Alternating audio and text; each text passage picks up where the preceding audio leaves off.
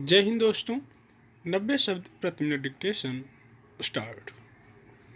नई शिक्षा नीति के तहत देश ने पेशेवर शिक्षा भी हिंदी माध्यम से देने की ओर कदम बढ़ा दिए हैं। अब तक चिकित्सा शास्त्र की पढ़ाई सिर्फ अंग्रेजी में ही होती थी और उसकी किताबें अंग्रेजी में ही उपलब्ध हुआ करती थीं, लेकिन अब चिकित्सा के 3 विषयों की 3 किताबों का हिंदी में आना सुखद और ऐतिहासिक प्रगति है। केंद्रीय गृह मंत्री अमित शाह ने मध्य प्रदेश सरकार की महत्वाकांक्षी परियोजना के तहत MBBS छात्रों के लिए हिंदी पाठ्यपुस्तकों का अनावरण किया है। अपनी तरह के इस पहले कदम के तहत राष्ट्रीय शिक्षा नीति 2020 के हिस्से के रूप में 3 विषयों जैव रसायन, शरीर रचना विज्ञान और चिकित्सा शरीर क्रिया विज्ञान की हिंदी पाठ्यपुस्तकों का विमोचन किया गया है। लगे हाथ उन्होंने यह भी घोषणा की है कि इंजीनियरिंग, पॉलिटेक्निक और कानून की शिक्षा भी जल्द ही हिंदी में दी जाएगी।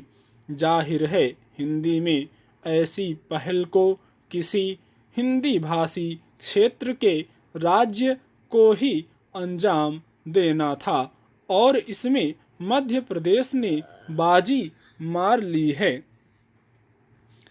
पेशेवर या व्यावसायिक शिक्षा मातृभाषा या हिंदी में देने की चर्चा पुरानी है। संविधान निर्माताओं ने यही सोचा था कि आज़ादी मिलने के बाद के 2 दशक में हिंदी समृद्ध हो जाएगी और अंग्रेजी अनिवार्य नहीं रह जाएगी, लेकिन यह सच है।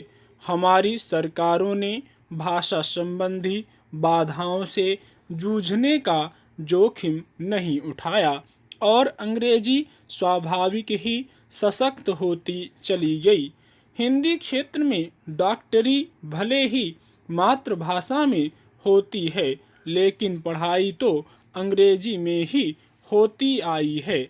जब अस्पतालों में डॉक्टर मरीज संवाद हिंदी में होता है, तब डॉक्टरों का आपसी परामर्श या चिकित्सा कार्य अंग्रेजी में क्यों हो।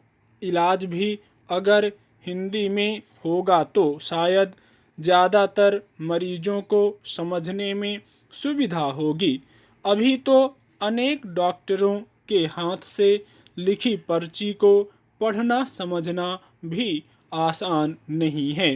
हालांकि हिंदी में पढ़ाई से एक खतरा यह है कि विदेश में नौकरी नहीं मिलेगी।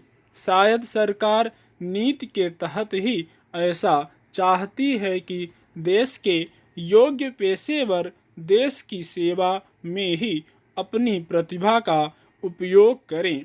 वैसे अगर भाषा को माध्यम बनाकर ब्रेन ड्रेन को रोकने का सपना देखा जा रहा है, तो इसमें बहुत सफलता नहीं मिलेगी। ब्रेन ड्रेन रोकने के दूसरे बेहतर तरीके हो सकते हैं। देश में अगर कार्य संस्कृति व वेतन भत्ते को सुधार लिया जाए तो बहुत सारे युवा या डॉक्टर, इंजीनियर ऐसे भी होंगे जो विदेश से लौट आएंगे। खैर, पेशेवर शिक्षा को हिंदी भाषा में प्रदान करने के मामले में हम पिछड़ गए हैं, लेकिन इसके लिए कतई दुखी होने या अफसोस करने की ज़रूरत नहीं है। भारत अनेक भाषाओं का देश है और यहाँ हिंदी को किसी भी भाषा पर थोपा नहीं जा सकता। यह भारत की उदारता के विरुद्ध होगा। जो देश छोटे थे या जिन देशों ने तानाशाही की वहाँ स्थानीय भाषा में पूरी शिक्षा संभव हो पाई। स्टॉप।